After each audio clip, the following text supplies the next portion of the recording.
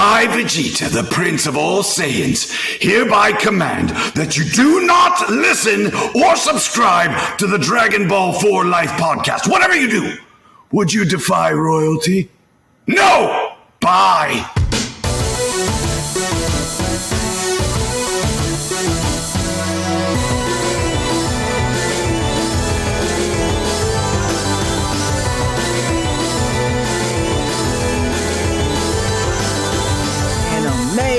We have your attention, please, and welcome to another episode of Dragon Ball 4 Life. We come for the content, but you stay for the culture. And just to make sure you listeners are paying attention, we talking about culture like Goku eating soul food.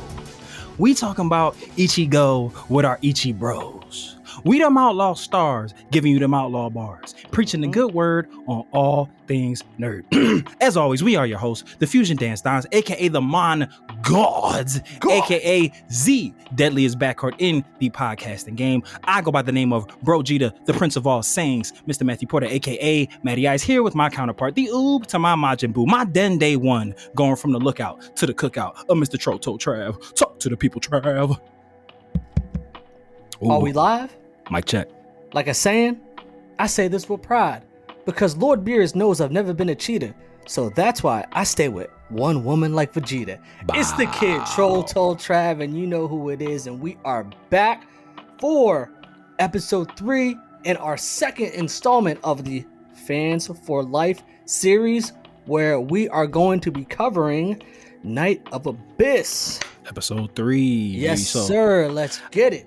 I did want to point out, Trav, something that I didn't realize that we had missed, because, you know, when you look at this beautiful cover art, it does say Night of Abyss, 6 p.m. episode 3. These episodes actually do have names. So just to go back really quick, episode 1 was called Home. Episode 2 was called Death of Hope. Episode 3 that we'll be covering today is called Alone. So, you know, I just wanted to point that out there because we didn't Good fact checking on your end. you know, I appreciate you. So as we've been doing, I will read the header for episode 3 Alone. When you're dealing with loss, when you're dealing with pain, when you're dealing with failure, you're dealing with life. Again, highly enjoy how these openers set basically the tone of pretty much what Knight is going through emotionally at that moment in time. So where we last left off, we know Knight's parents blew up the island to try to stop Admiral General, what's his name again, Trav? Attilas, yes. We're saying it right. Yeah, if we're saying it right. But, you know, Quintin, again, come correct us if we're wrong. But they stuck him in a ship with what I hope, and I feel like my theory that fire is the Red Fox from that poster trailer, I feel like it's kind of confirmed in this episode, but we'll get there. But it's 20. You might be good there, Mr. Fortune Teller. It's 24 hours after Knight had crash landed on this deserted island, and we see that X3, his ship, seems to have some sort of intelligent AI, which I think is really cool. We all love a good droid companion, right? For it's our travels. Like he's like a granola in the oh yeah, good callback. Good callback. With oatmeal. Yep, facts. So Knight is pretty much questioning X3 on what's going on with X3 being artificial intelligence. I'll go with she. I don't know. It, they, she, he, ship. Yeah, you know. Whatever it wants to classify itself, that's what we're gonna go by. We will X3, not let us know. So we will not assume X3's pronouns, but the ship seems to know what's going on because it does inform Knight that the island of Abyss, the island of Hope, of the Abyss Island of Hope, to be fully accurate on the title of his homeland, doesn't exist anymore. He pretty much wanted to charter a course. He wanted to charter a course back home, and X3 said, "What home?" he said, "Where they do that?" Right, new home. Who this? no home. Who this? Name of this episode. No home. Who this? Home. Weezy. And if you feeling like I'm feeling, go and do the Weezy Week. Classic. Carter 3 was a classic, bro. Oh, easily. It don't get us flowers. No. But X3 lets Knight know that there basically is no energy signature. There was a giant explosion, and the entire the Abyss Island of Hope has been wiped off the planet. There's nothing to go back home to. So Knight, feeling alone, much like the title of this episode, He pretty much he sees some symbols on the panel inside of X3, and he doesn't know what's going on. Us as the reader, one could assume that this has something to do with the prophecy of the awakened one, and maybe be possible the item that was stolen from the homeland, but it does seem that this is all intertwined with that. But Knight has no idea what's going on. He needs supplies. He needs something. He needs to get his bearings. So he finds out that the closest town is 25 miles away, and he's gonna huff it because X3's out of gas. She was just like, yeah, you didn't plug in that Tesla charger. That light is turning on. Yeah, I mean, it was blinking.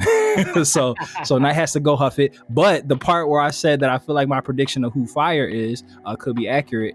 Knight says to Fire, stay with the ship, protect the ship.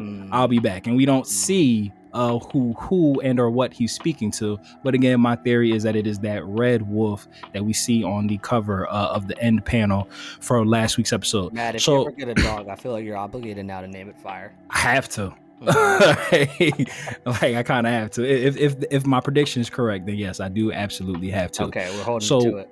We then cut into the city that Knight will be going to, and we don't know their names yet, but we meet a young lass named Ruby.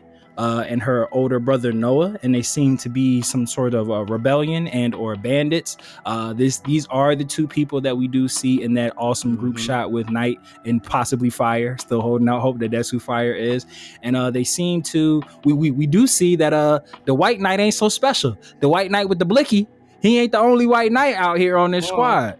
So he was acting all big and bad. Yeah, he was big dog on that mission. To the Abyss Island, but now back on home base, he just one of many. Yeah, he's just a spoke on the wheel. He's just a number on the board. That's it. Well, he took full advantage of that field trip. He said, "Oh yeah, I'm big dog." He said, "Look at me, I am the captain. I'm the captain now. I am the captain now." Yeah, he really thought he was the man. He got one. It's like when you're filling in with somebody when they got a sick day, and you're just like, "Oh yeah." They said, "Damn, homie, back on that island, you was the man, homie." What happened to you? but we see Rose make quickish work or evasive work of the other White Knights, and it seems that they are trying to rob some sort of food depot, possibly.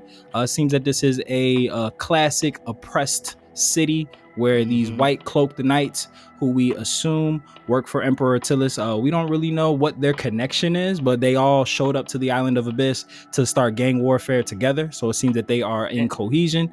What were you gonna say, bro? I just want to say real quick, didn't Noah, his look remind you of what was his name? Was it Strider Haruyu from Street Fighter? Was it Street Fighter? I'm sorry. It was I remember him from the Marvel versus Capcom. Games. I never played the game that he was from. Yeah, me neither. But I loved using him. 1000%. Strider with his purple gi. Yeah. From the game Strider. Yep. Yeah. Hold on. I'm dog. I loved. Yeah, no, he was dirty. He's a dirty character to fight with. Definitely with his ninja moveset for sure. But no, Noah definitely looks like that for sure. Yeah. I loved using him in Marvel versus Capcom. But yeah, and I don't know. Obviously the name Noah. I like the spelling, the NOA. Obviously the name Noah isn't like a super uncommon name, but I wonder if there's any Avatar 2 influence here, because that was Jake Sully's youngest son's name was Noah. Okay. Yeah, the second son, his name was Noah. But it seems that they robbed some sort of phone depot. Phone home. I'm back. We back at it. Facts, like we never left. They robbed some sort of food depot, and they do like get like a crate of what looks like apples, possibly oranges, or a fantasy fruit native to this story. We'll find out. Maybe we won't. But we see that Noah and Ruby have two younger siblings, and they're starving. Everybody's hungry. You know, they were expecting more food back. Ungrateful little motherfuckers. Might I just take a pause moment to say, if my older brother and sister just risk life and limb spitting in the face of the man to rob us some lunch and or dinner, and I'm just like, damn, only one crate? The fuck? You know what my response would have been is no. Like, guess who ain't eating today? You gonna learn today. the amount of fortitude that you need to have to just keep the unmitigated gall. The patience that you need to have to not just smack a little MF. Facts. You know what I'm saying? Because you're like, facts. yo, look, we ain't got nothing to eat. Lucky we got water. Lucky we got a blanket. Noah said, Noah said, you lucky we oppressed right now, because boy, my hand was about to fly. You didn't just see what I did to all them ninjas out in there. So right. Don't get it twisted. You know, I got love for you, but I know how to show tough love. So facts. And for all Noah did was he was the getaway driver and the hack man. Hey, Ruby did all the work. She should be the one. Look, she got that stick, bro. Spare the rod, spoil the child. That stick. Need to use that, John, bro. Stick talk, man. But Ruby, I mean, she pretty much feels the plight of her younger brother and sister, and she's like, this isn't enough. None of this is enough. Like, these aren't good living conditions for anybody. So she tells Noah to stay back. She's just like, I'm gonna go handle this. I'm gonna go beat the streets, and we gonna figure this thing out.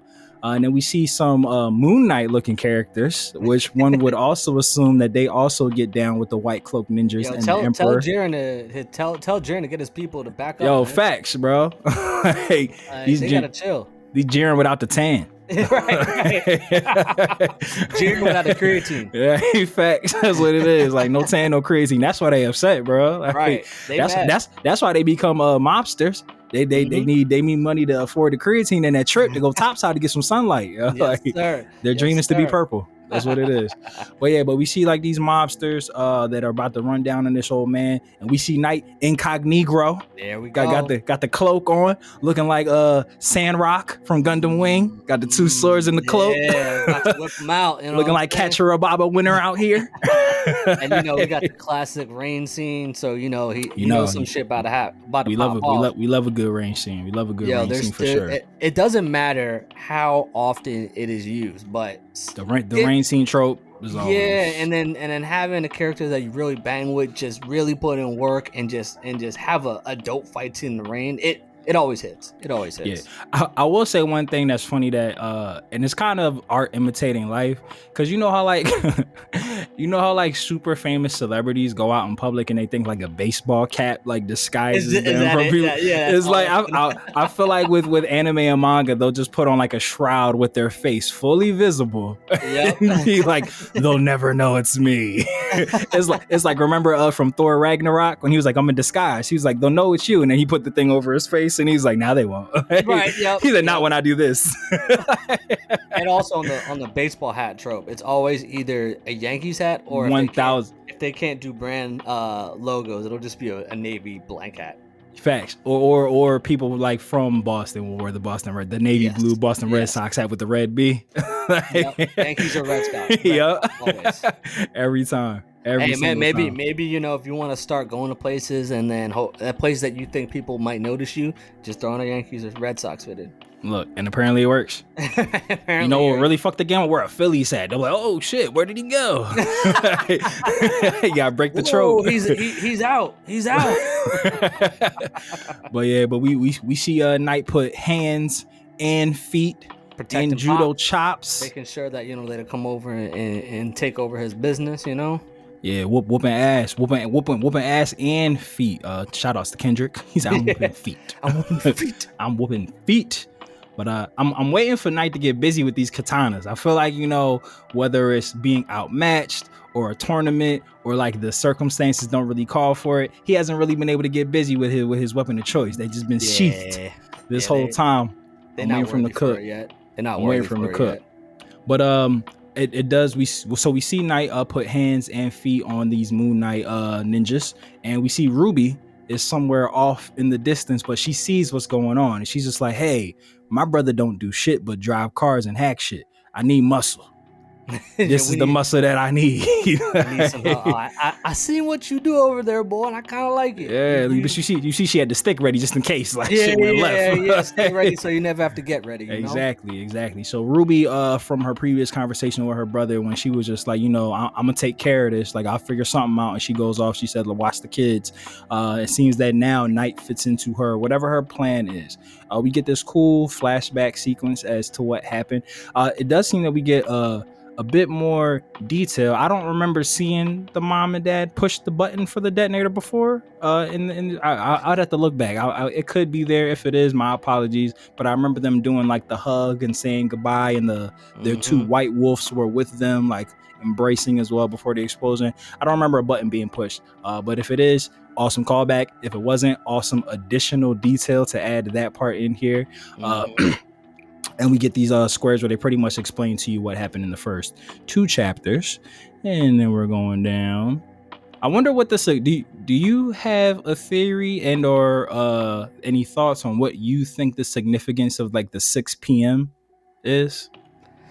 I've been wondering that as it keeps on starting. I'm wondering if that was the specific time that the invasion began, and that's when like kind of Knight's world has completely changed. Ooh, that's a good one. Wondering if the 6 p.m. is any sort of significance of like, let's say Knight has some secret power within that to use it awakens. I wonder if 6 p.m. is the only time that is like the time that maybe something to do with the prophecy. Maybe like that's 6 o'clock or whatever grand scheme plan. Yeah, with the prophecy, it's the awakened one, whatever's supposed to emerge. Those are like kind of like my 2 floating theories in my head. But what about you? I mean, I was kind of very on a similar path with you, just in regards to maybe 6 p.m. has something to do with the prophecy. To quote the great Digimon, the stone tablet with the prophecies of Myotismon, the hour of the beast, which was 6 seconds and 6 minutes past 6 o'clock. So it's 666, and that had something to do with the prophecy to warp Digivolve. So I'm kind of on that same headspace that 6 p.m. might have something to do with whoever, however the awakened one comes into play, and why that's night.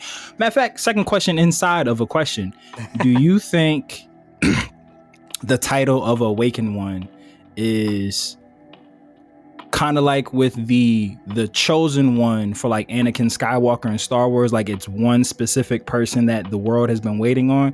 Or do you think it's more of like the Avatar, where it's like a title that like passes down from generation to generation, or like maybe thousands and thousands of years, and like a reincarnation type of situation?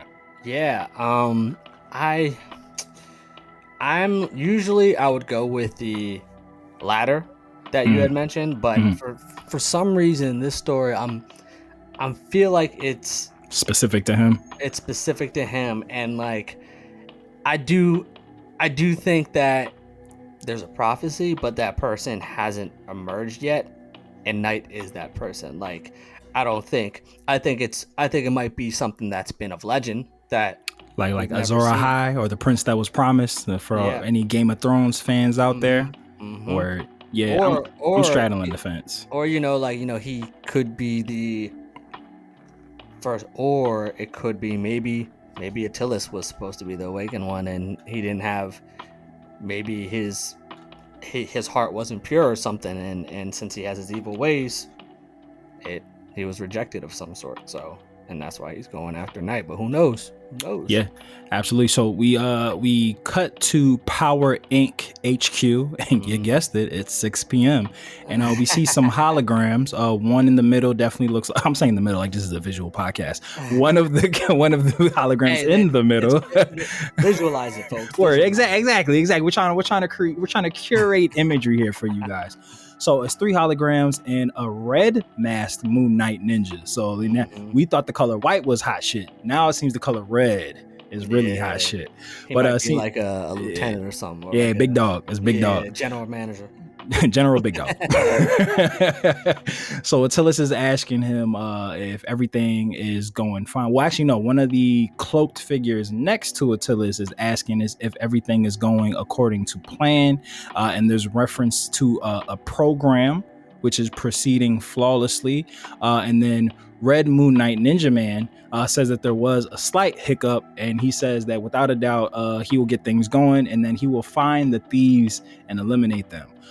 I would assume that the thieves that he's referring to are Noah and Ruby, which then puts a little bit of a mystery behind what they really were stealing. Because like I said, everything that you see prior to this little conversation happening between Attilas and his generals, like I said, it made it seem like they were like robbing some sort of food bank to get food for their siblings. When Noah's driving away with the getaway truck, you do see like a box that, again, apples and or fantasy fruit in the back seat. But it seems that possibly Ruby and Noah might have stolen something a lot bigger than apples, a lot more important than apples. Yeah, so it could be a little bit more than that. Yeah, word. So we get this really cool.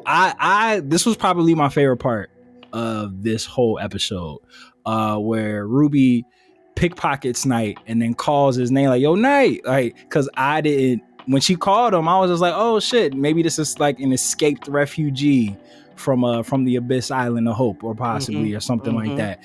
So I was just like, "Oh shit, she knows Knight." But like when Knight turns and he's just like, "The fuck? Like, who the fuck are you?" Who?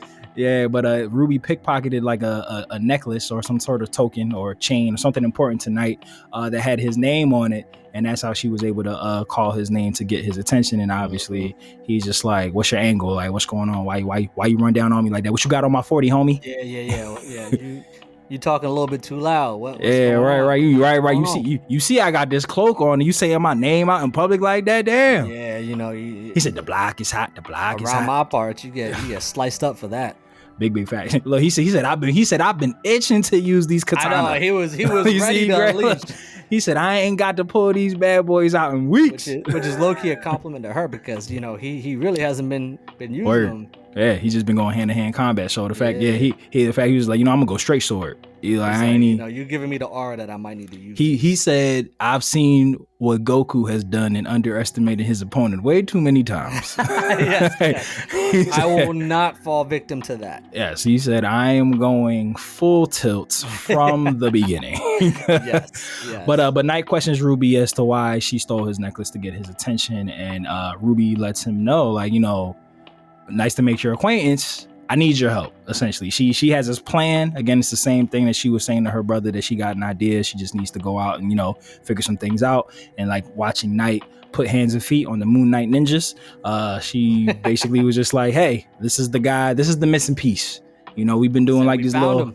Exactly. We've been doing these little hacking, booster jobs, and she was just like, we've needed that one guiding Knight, or guiding Knight, double entendre, don't ask me how. And she was just like, now we here. So this is the team up that we were speaking on. I will say one thing that I don't know if this was intentional or not, but it looks like the little nano explosion button that Ruby has that she uses as a threat, where she basically says to Knight, like, yo, like, hear me out, I will blow all this shit up. That looks like the same detonation piece that his mom and dad had hit, which we now know is a nano explosion. So yeah, I'm not sure if that is like a reoccurring tool. It does look like the same tech. Yeah, it looks very like with the red button in the middle and like the kind of handheldness around it. But we know it wasn't nothing nano about that explosion that blew up Abyss Island. Right? Nah. So I don't know if Ruby was like ready to like risk it all. She was like, fuck this city. Might just have like a micro version of that. Right, exactly. But she pretty much says like, whoa. Hear me out, buddy. Yeah. Take another, like RP to the great Charlie Murphy. He said, take another step, I'm kicking this nigga out the motherfucking window. He said, now that you mention it, I think I'm bleeding in my chest. But Ruby basically says that she needs Knight's help to break into Power Inc., which is where we just saw that bad guy team up. And that is where we end off. Before I'm saying it's fire. I'm saying that that's fire. Look at that final shot, Mr. Porter. I'm saying that's fire. That's all I'm saying. Final shot. Double entendre. Don't ask me how. That's fire. Yeah.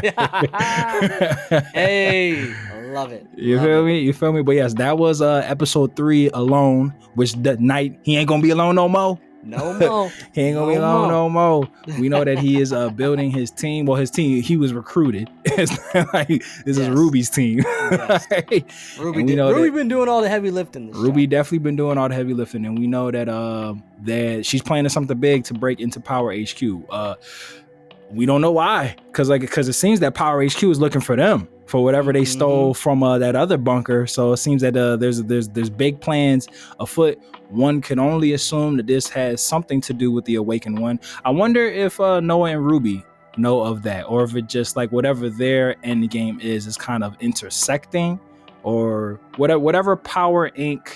has been doing to this city seems to be gearing towards whatever their big plan is for the Awakened One, or to capture Knight or will him to their side, whatever their end game is. And it seems that Ruby and Noah, I wonder if it's just a situation where they're fighting for their city like a rebellion, or if they know about the prophecy, right, and stuff.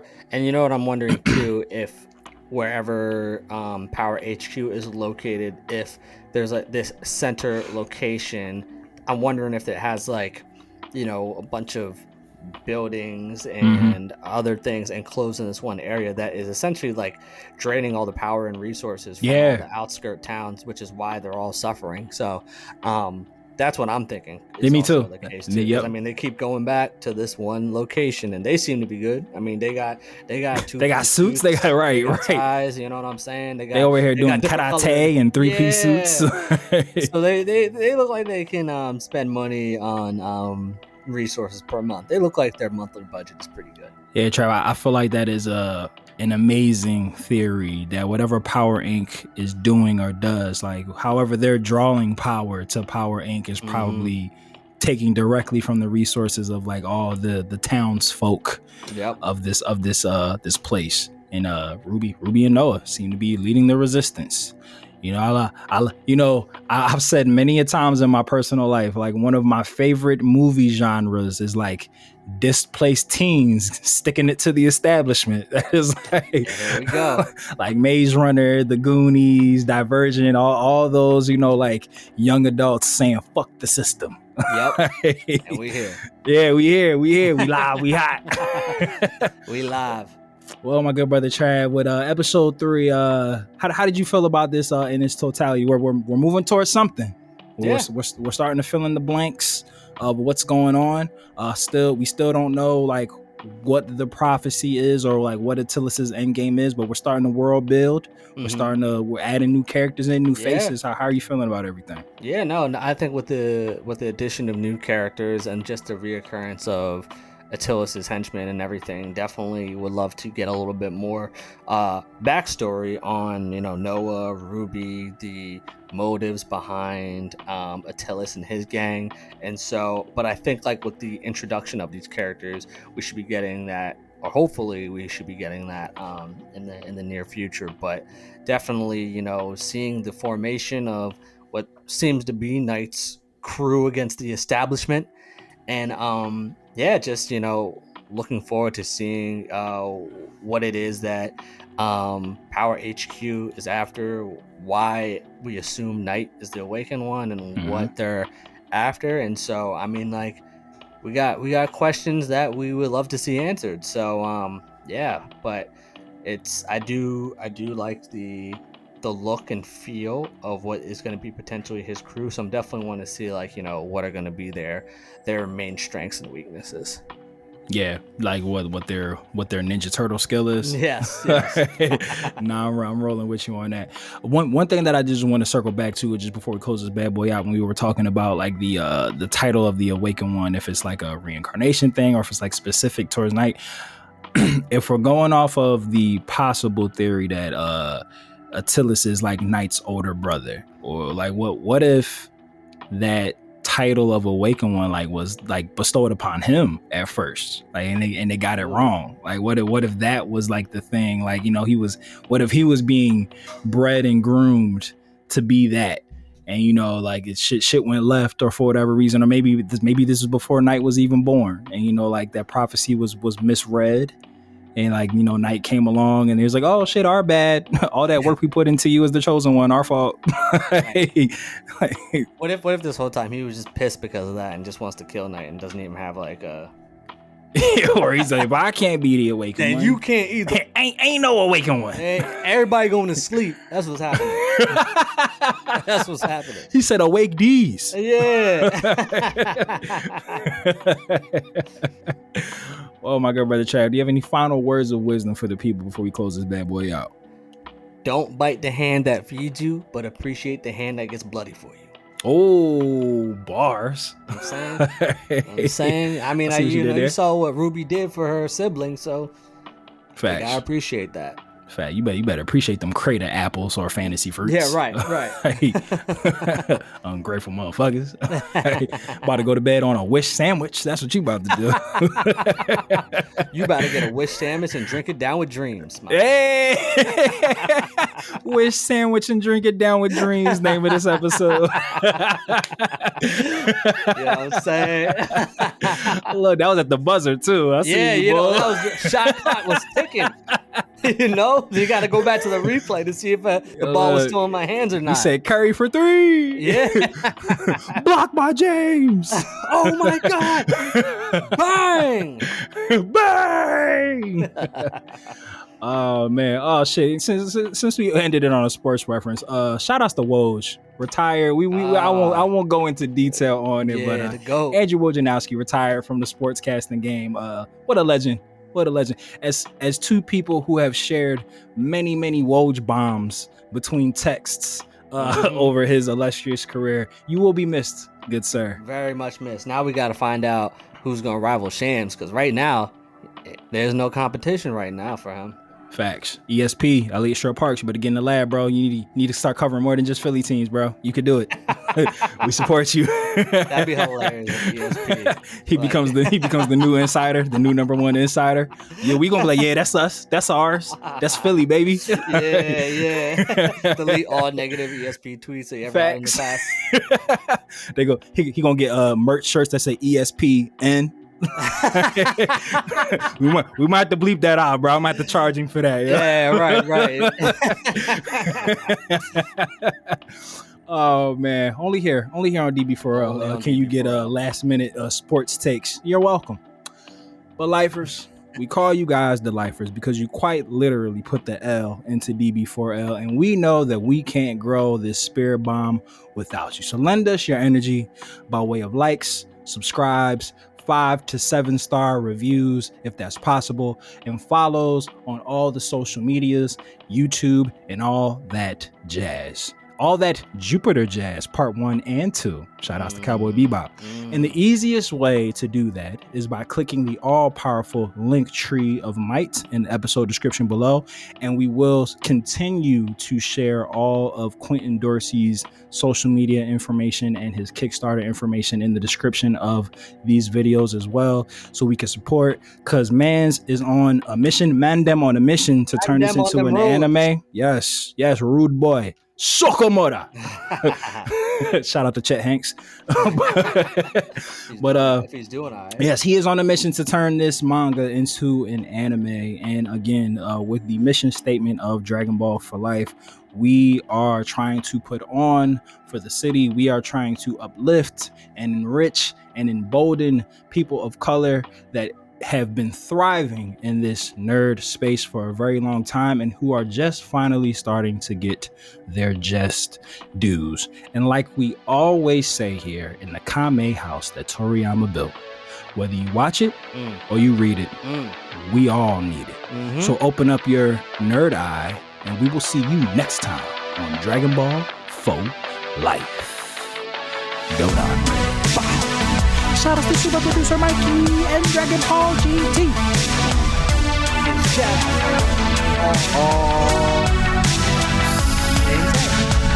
To the right. Look.